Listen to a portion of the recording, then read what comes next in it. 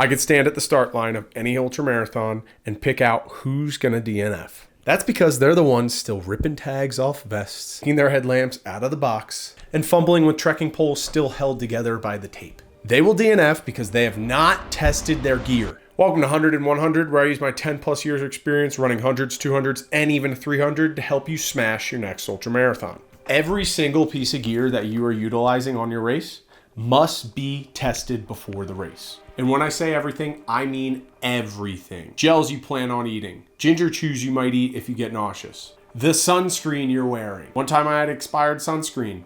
Didn't know it because I didn't test it. And I ended up looking like a goddamn tomato by the end of the race. Your vest, your shoes. We'll make another video all about that. But each piece of gear must have 50 to 100 miles on it. I don't care if you're running a 200 miler and you're not running over 50 miles in training for the rest of your training. For a 10-mile run, pack everything into your bag. Emergency aid kit, bivy sack, extra headlamp batteries, everything. Do a full-on dress rehearsal with everything you're gonna use. Even the brand of batteries you're putting in your headlamp.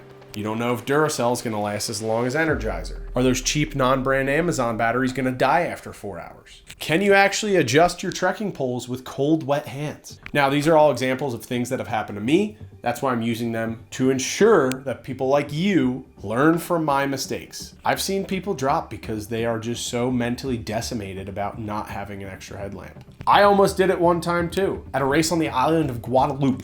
And thank the Lord, some saint, didn't even speak English, only French, came along, saw that I didn't have any power to my battery, and gave me his backup headlamp.